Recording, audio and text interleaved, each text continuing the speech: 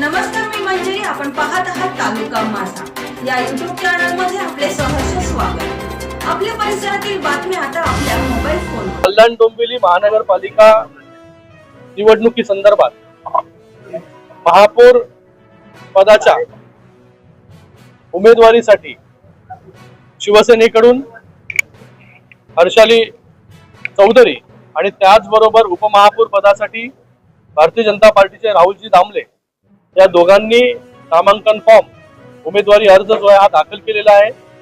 महाराष्ट्र राज्याचे मुख्यमंत्री देवेंद्र फडणवीस साहेब, उपमुख्यमंत्री एकनाथ शिंदे साहेब यांच्या नेतृत्वाखाली या दोघांनी इथे उमेदवारी अर्ज दाखल केलेला आहे.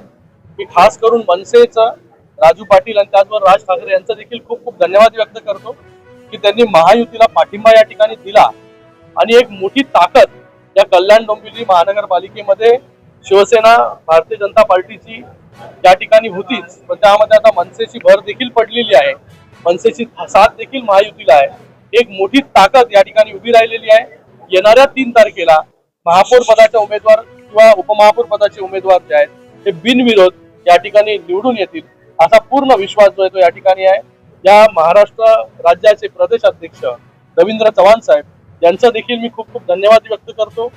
एकनाथ शिंदे साहेबांचा धन्यवाद व्यक्त करतो की आज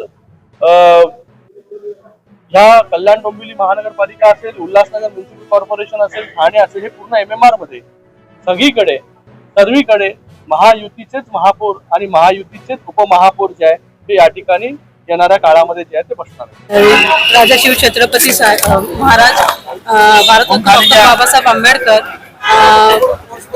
उद्धव बाळासाहेब ठाकरे आणि आमचे उपमुख्यमंत्री धर्मवीर आनंदीगे साहेब, उपमुख्यमंत्री एकनाथ शिंदे साहेब, आमचे लाडके खासदार साहेब, आमचे आमदार साहेब विश्वनाथ राणे साहेब, त्यानंतर आमचे मोरे साहेब, आमचे राणे काका, सगळ्यांचं खरं तर मी पक्षाचं खूप धन्यवाद मानते की मला एक महिला म्हणून मला उमेदवारी दिली आणि महापौर पदासाठी एक लाडक्या बहिणीला दिला, जो विश्वास दाखवला. मी ग्रामीण पट्ट्यातली आहे, ज्यासाठी त्यांनी माझ्यावरती विश्वास दाखवला, त्यासाठी मी पक्षाचे खूप खूप आभार व्यक्त करते. लाडक्या बहिणीला जी संधी मिळाली त्या संधीचं मी नक्की सोनं करून दाखवणार आणि ही संधी जी मला पक्षाने माझ्यावरती विश्वास ठेवला त्या विश्वासाला मी कधी तडा जाऊन देणार नाही आणि तोच विश्वास ठेवून मी पुढेही लाडकी बहीण जे महिला सक्षमीकरण ज्या ज्या काही गोष्टी असतात त्या सगळ्या गोष्टी पार पाडण्याचा माझ्यासोबत माझे ज्येष्ठ आहेत तेही मला गायडन्स करतील. फक्त एवढंच आहे की पक्षाने जो विश्वास दाखवला त्यासाठी मी त्यांचे खूप धन्यवाद करते,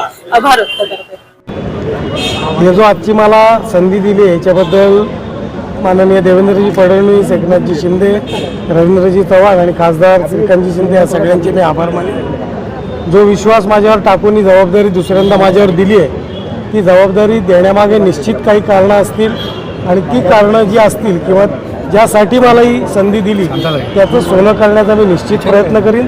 5 वर्ष लोकप्रतिनिधी नसल्यामुळे ज्या काही विकासामधल्या नागरिक आणि प्रशासन याच्यामधल्या ज्या काही उणिवा राहिलेल्या आहेत त्या दूर करण्याचा पहिले आम्ही पुढच्या 2-3 महिन्यामध्ये प्रयत्न करू आणि जो विकासाला थोडीशी गती द्यायची आहे ती पुढच्या 2-3 महिन्यामध्ये निश्चितपणे देऊ.